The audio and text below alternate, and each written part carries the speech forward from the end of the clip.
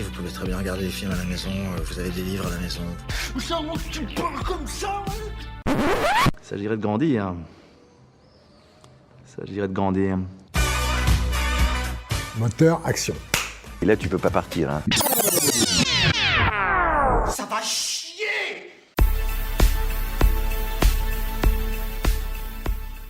Bonjour à tous et bienvenue sur votre émission La Pause Ciné. Donc aujourd'hui je me retrouve avec Alexandre. Comment ça va Alexandre? Salut everybody tout le monde, ça y est, c'est mardi, c'est bientôt le week-end. Yes. Ceux qui auront la ref, j'espère. Et je me retrouve avec Noé. Comment ça va Noé? Bah moi ça va très bien, je vais pas faire autant d'excentricité que mon cher compatriote, mais ça va bien. Au nom de la patrie. Toujours dans la simplicité, c'est ça qu'on aime. Donc aujourd'hui on va commencer par les actualités. Et je crois que c'est toi qui commences Noé. Exactement, moi je vais vous parler du retour de Star Wars au cinéma. Donc Star Wars sera prévu donc pour le 20 décembre 2023. Je sais pas tout de suite, hein, on reste tranquille. En France, je précise. Alors si la date est inchangée, la date de sortie, eh bien la date du tournage elle est repoussée. Rien d'alarmant, hein, mais le prochain film Rogue Squadron, si ça se prononce comme ça, réalisé par Patty Jenkins, qui est quand même très attendu des fans. La réalisatrice travaille également sur Wonder Woman 3 et un film sur Cléopâtre avec Gal Gadot. Et le tournage a été déplacé à cause de son emploi du temps très chargé. Voilà, alors je sais pas si ça vous hype de fou. De toute façon, je vous avoue que j'étais un peu en dèche d'actualité cette semaine. Et j'ai trouvé ça au dernier moment. Voilà, je suis pas très Star Wars dans tous les cas. Non, mais s'ils peuvent attendre encore plus longtemps avant de sortir pour pas faire le même bousin dégueulasse qu'ils ont fait avant, ce serait pas mal aussi. Mais bon. Moi, je sais pas si la réalisatrice peut faire aussi un bon Wonder Woman 3, ça me va. Alors 2 déjà, aïe, mais, mais c'est ce que je dis. aïe, déjà, vraiment. Un bon 3, ça ferait un bon film sur 3, ça serait nickel. Ah non, le 1 est bien. Moi j'aime bien le 1. Ça va. Ça va. Franchement, ça va. Tu préfères Captain Marvel? Ah, ta gueule. Ah voilà. Captain Marvel? J'ai pas vu Tu n'as Captain pas vu, Marvel. Non, on va non, pas. le regarde pas, non plus. le regarde Ne regarde pas. D'accord. Et bah c'est à moi. Et je vais aussi rebondir sur Gal Gadot. J'ai l'impression que tu as un peu copié sur moi pour les actualités. Non, je rigole. Donc du coup, elle est connue pour son rôle plutôt dans les films Wonder Woman. Elle jouera le rôle de la méchante reine dans la prochaine adaptation Disney en live action de Blanche-Neige. Elle sera donc aux côtés de l'actrice américaine Rachel Zegler qui interprétera Blanche-Neige. Et le tournage du film devrait démarrer en 2022. Je me demande comment ils vont la faire vieillir, comme quand elle se transforme. Très bonne question. S'ils vont faire ça, si ça va être une autre actrice ou s'ils vont vraiment la faire bien dégueulasse. Je pense que le maquillage va faire le taf. C'est Ou pas CGI. C'est pas du Aussi. tout pour moi je suis totalement au courant, mais pour les gens qui nous écoutent, qui savent pas ce que c'est, qu'est-ce que c'est concrètement live action? Moi je sais, hein, je sais totalement, hein, mais c'est pour les gens qui savent pas, quoi. Bah, c'est l'adaptation au cinéma avec des vrais acteurs dans un univers qui est complètement dessin, que ce soit en animation Donc, genre ou en Maléfique, BD. c'est un live action, quoi. Bah, Maléfique, oui, c'est un live action Ok, de très Maléfique qui est un dessin animé à la base. Quoi. Moi je savais, hein, mais Ouais. Peut-être c'est juste une adaptation. Oui. Bon, plus Mais cool. en fait, adaptation, pas forcément, ça peut être Harry Potter. C'est une adaptation, mais c'est pas un live action parce que là-bas, c'est pas un dessin animé Oui, Harry oui. Potter. Live action, c'est ah ok, tu vois, c'est dans ce sens-là. dans ce D'accord. sens-là, voilà. Merci pour les gens qui ne savaient pas, Alexandre. Ouais, t'inquiète. Il y en a qui croyaient savoir, ils savaient pas au final, mais bon. Donc je vais, Non, mais- je vais continuer. Laissez-moi parler. Donc moi, je vais vous parler du réalisateur Chris Columbus, qui a réalisé les 2 premiers films Harry Potter, qui a avoué il y a pas longtemps en interview qu'il désirait faire une nouvelle fois un Harry Potter, affirmant pouvoir adapter L'Enfant Maudit, qui est le 8e opus de la saga, donc qui est à la base une pièce de théâtre qui a été ensuite adaptée en livre. En fait, ce 8e opus parle en fait du fils de Harry, donc Albus Severus Potter, du fils de Malfoy, et donc l'histoire prend place qu'en fait Albus Severus Potter, excusez-moi, intègre la maison Serpentard. Voilà. Et est-ce que tu penses, est-ce que genre il y a eu des manifestations de maisons de production qui ont été chauds pour ce projet, ou juste il l'a annoncé comme ça, il a Il y a dit des ce serait chouette? Il y a des productions qui sont assez, qui ont bien envie. Alors pour l'instant, c'est pour très longtemps parce que là, les mots fantastiques déjà, ils ont annoncé, je crois, 5 films en tout. Ah la vache. Alors Ouais, c'est pas fait, mais donc là, on va encore en bouffer un moment. Et après, peut-être qu'on aura la suite d'Harry Potter avec le 8. Je sais pas si vous l'avez lu, moi j'ai lu, j'étais un peu. Moi aussi, je l'ai lu, ouais. C'était pas très nécessaire, je trouve, mais bon. Ah ouais, moi j'ai lu un Harry Potter. Bah, je pense que c'est juste Le pour 12. les fans, un peu comme pour Star Wars, ils étaient un peu sur leur fin et ils voulaient un truc Ah mais là, en en plus, plus. c'est J.K. Rowling en plus qui a Bah écrit oui, le 8 c'est- oui, c'est et pour ça. c'était là, je fais comment t'as pu faire ça, mais bon. Bah, en vrai, il était pas dégueulasse. Enfin, la pièce de théâtre était sympa. Ah moi j'ai À lu lire. que le livre, j'ai pas vu la pièce, j'ai lu Bah non, à lire. Elle était cool à lire. Ah oui, à lire, pardon, excusez. Ça vaut pas les 7 d'avant, quoi. Après, ouais, je sais pas. Comment faire mieux en même temps, j'ai envie de dire. Exactement. Ok. Toute bonne chose a une fin. Oh, c'est triste. Non, mais ça n'existe Toute bonne jamais. chose a une fin, oui, c'est vrai. Ça, à Hollywood, c'est quelque chose qui n'existe pas. Du moment que ça rapporte de l'argent, on continue. C'est dommage. Donc, on va continuer tout de suite avec les sorties de la semaine. Dorine, je te laisse présenter ta sortie. Mais moi, je vais vous présenter Aline de Valérie Lemercier qui sort demain, le 10 novembre 2021. Tu sais ce que je voudrais le plus? C'est de devenir une grande chanteuse.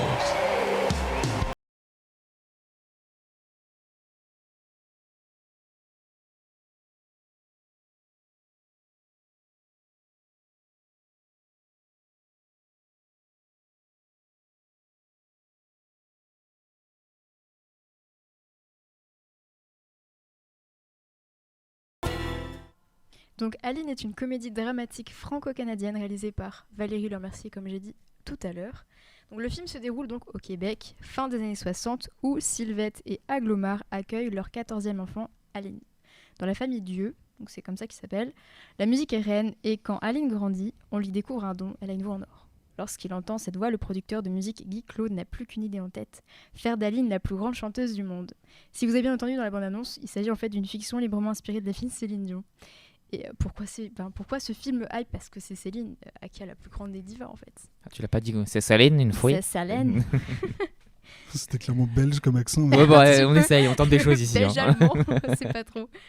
Donc c'était ma petite sortie de la semaine. Mais alors, pour rebondir dessus, je suis totalement d'accord avec Dorine. Et je te l'ai dit juste avant, j'ai failli prendre Aline, mais je suis sûr que Dorine l'a pris. Et j'avais même pas regardé. Et mais à chaque fois, je te pique tes idées. C'est fou. Non, mais c'était pas...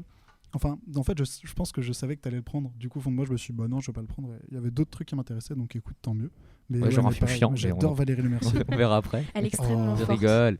Mais ouais, non, franchement, elle est trop. J'aime bien ces films, même les films qu'elle a réalisés, genre, je les ai trouvés chouettes, même si c'était des petites comédies. Donc là, elle se lance dans un gros truc. Et ouais, ça me hype de fou aussi. Et pour une fois, elle aura peut-être une récompense au César, peut-être. Parce que le taf, rien que visuellement, quand même, il y a une petite ressemblance avec Céline, quand même. Je trouve pas du tout, mais.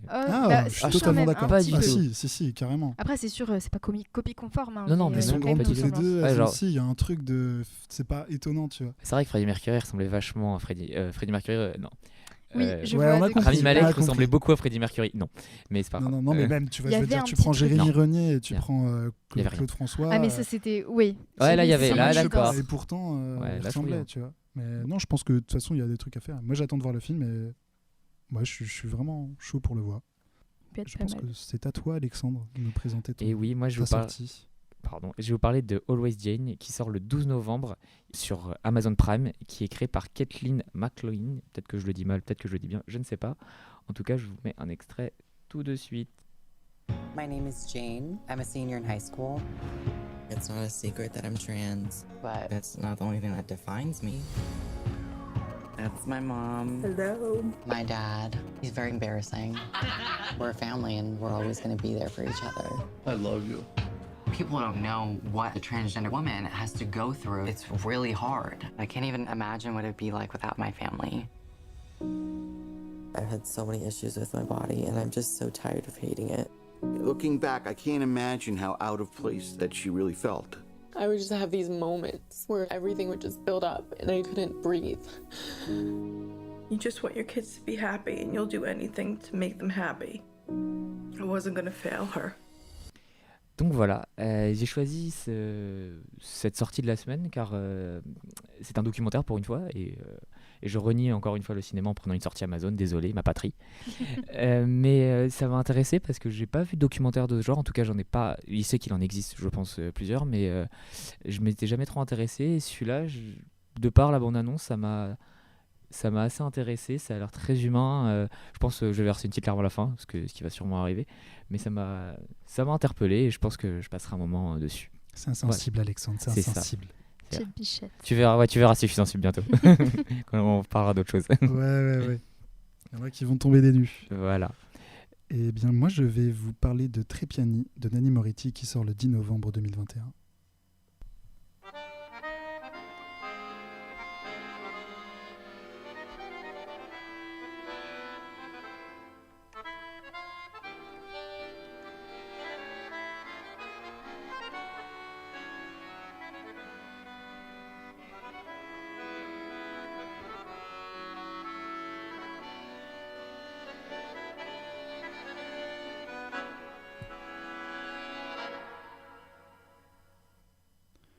Voilà, je pense que vous avez compris l'histoire, j'ai pas besoin d'en dire plus.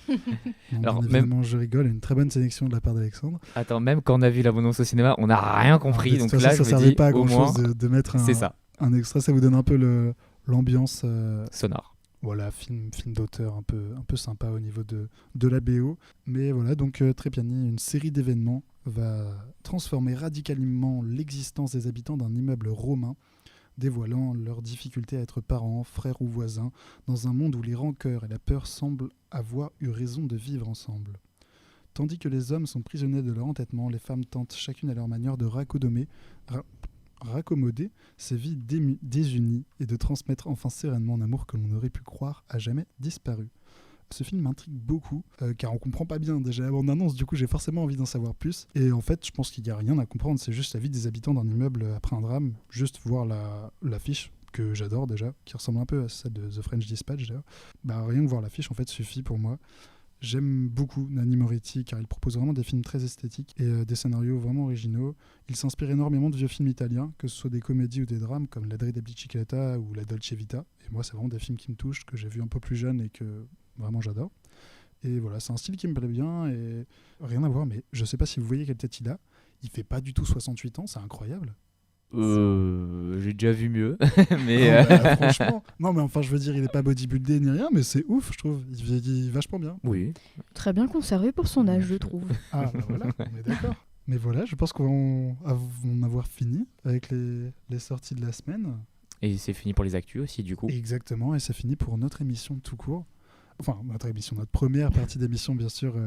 On est lundi, donc, et on se retrouve jeudi, 16h, normalement, si tout se passe bien, pour l'émission de débat. Et cette fois-ci, on a fait alors je ne me rappelle plus du nom. On a fait les uns pour les autres. Ouais, voilà. Exactement. En gros, Dorine a choisi pour moi, j'ai choisi pour Alexandre, et Alexandre a choisi pour Dorine. Chacun un film qu'on regardera de notre côté. Et on en parlera ensuite ensemble. Voilà. À tout de suite pour nous, et à jeudi pour vous, du coup. Des bisous, des poutous, salut tout le monde. Des bisous, des poutous. Ciao.